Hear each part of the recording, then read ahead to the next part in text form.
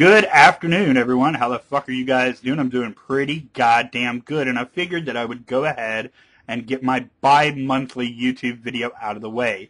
Now, that's like the number one complaint I get these days. Sarhan, do more videos, more videos, more videos. I will commit officially to 2 videos a month. Sorry, that's really all I can commit to or even care to commit to at this point. And in an effort to avoid making more videos than I would like to or have time to, I'm going to cover 2 topics in this video that have absolutely nothing to do with one another. First topic, the massacre of Brett Keane in Blog TV last night.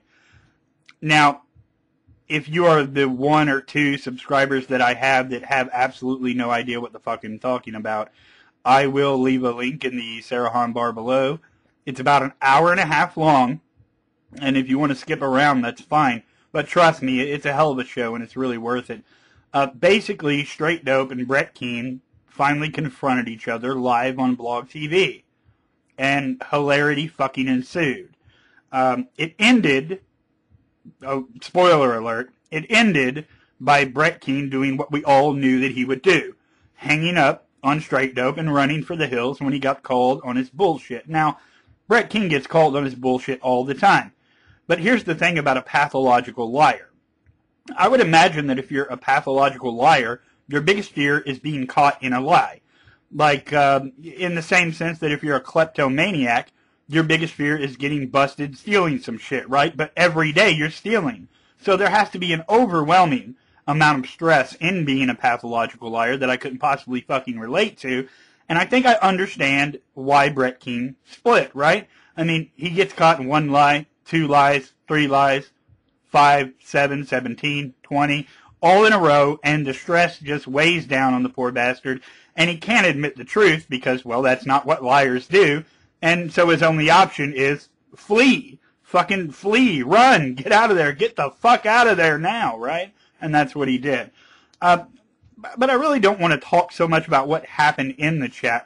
Who I want to address are the very few people that seem to be supporters of Brett Keane. Now, while these people are indeed few and far between, I know who most of these people are, and I've actually had conversations with most of these people. Let's run down the list. S. Samph, or as in Mendham would call her, S. Skinarf, which is really funny. Sister Sunshine, a YouTube favorite of mine. Jesus Freak, another YouTube favorite of mine. A guy named Sharpie that nobody really cares about, and then there's J-Dub. Now, J-Dub, I'm going to leave him out of the conversation because we all know what's going on there, don't we? Right. Case closed. I actually subscribed to J-Dub. Really good material. Anyway, we all know what's going on there. To the rest of you, S. Samph, I'll start with you because you seem to be the one most hell-bent on coming to Brett Keane's rescue. Now, I can only think of a couple of reasons that you would do this. The most obvious being that you feel bad for Brett Keane and all the shit that he gets. But as someone who, with your reputation, the fact that you feel sympathy and that's why you're defending Brett, that, yeah, I'm having a hard time believing that. The other situation could be that you actually are convinced by Brett Keane, which means that you're absolutely fucking dumb. No, I mean, that's what it means. If you were in that Blog TV chat last night, and you were, saw you there, and you thought that Brett Keane's arguments against Straight Dope were compelling and made sense and were accurate, then you're an idiot. But I don't think you're that fucking dumb. Sorry, you're not J-Dub. You're not that fucking stupid. Okay? You might be quite fucking stupid, but you're not that stupid. The fact of so it's a mystery to me, like why you want to defend this guy. I'm really, really confused about that. Now, if it turns out that you do just want people to leave him alone and back off and that sort of thing, I'm going to get to a solution to that problem. Same goes for Sister Sunshine, Jesus Freak, all the people that commonly hang, or that Brett Keane hangs around in Stickham. I'm going to give you a little piece of advice. At this point, it is actually beyond clear that Brett Keane is a fucking pathological liar. It's beyond clear, right? So you know it now. If you don't know it, you're choosing not to. You're ignoring shit. You're not listening. You're all daydreaming. I don't know what the fuck it is. But if you listened to the conversation last night and you heard everything that was said and you still want to come to Brett's rescue, you still want to help him, you want people to back off of him and cut him a fucking break, here's the advice you give to Brett. Brett, we're cool, right? We're buddies, right? We chat on Stickam. I kind of like you. Why don't you just tell the truth and apologize? There it is. Hey, there it is. That would solve just about all of Brett Keane's problems. Well, not all of them, but this one, right? Tell the truth. Apologize. You want to be a friend to someone, you actually care about another person, then you try to persuade them to do the correct thing. Do the right thing and be honest. You do not help a pathological fucking manipulative snake like Brett Keane by encouraging him. Oh, they were making fun of me. I was harassed by a mob of faceless trolls. Yes, you were, Brett. Yes, you were. We've got your back. We'll be here for you. Bullshit. You want to be there for somebody that matters to you for whatever fucking reason. Tell them to do the right thing, and maybe they can save just a little bit of goddamn integrity. That's your solution. You're basically enabling a pathological liar.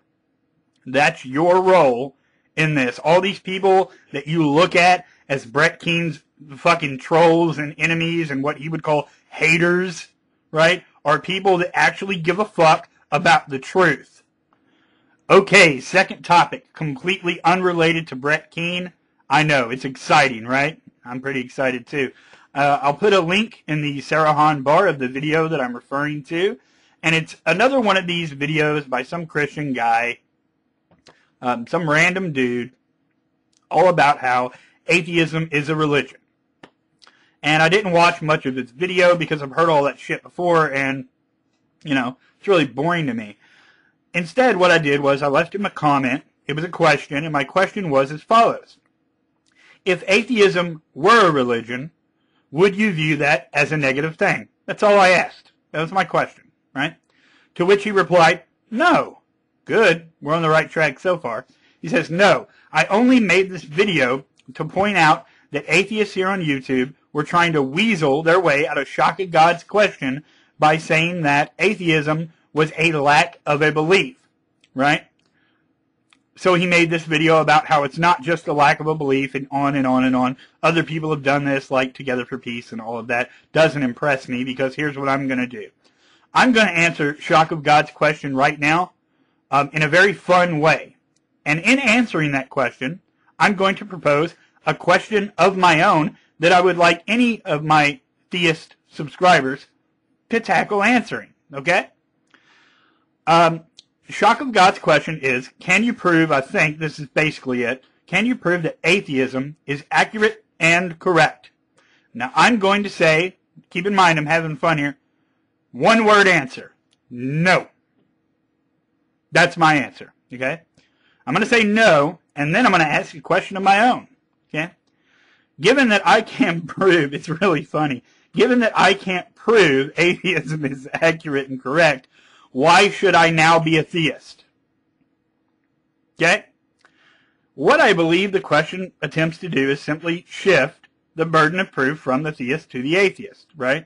Even though theist comes first, then atheist, right? You have someone with a proposition, and then you have someone either accept it or reject it, right? That's exactly the way that has to happen, right? So theists make very specific claims. Now, if you are a Christian or a Muslim, whatever your religion, I want you to try to convince me to believe in the God that you do. Not God as some general concept, but the God that you believe in. So, again, no. I can't prove that atheism is accurate or correct. But why now should I be a theist, given that information? Okay, that's it. That's really all I wanted to say about that. It's a really lame attempt, like I said already, to shift the burden of proof, and we all know that. So take a shot at my question. Given that answer, why should I be a theist? All right? There we go. Everybody have a good day. Peace.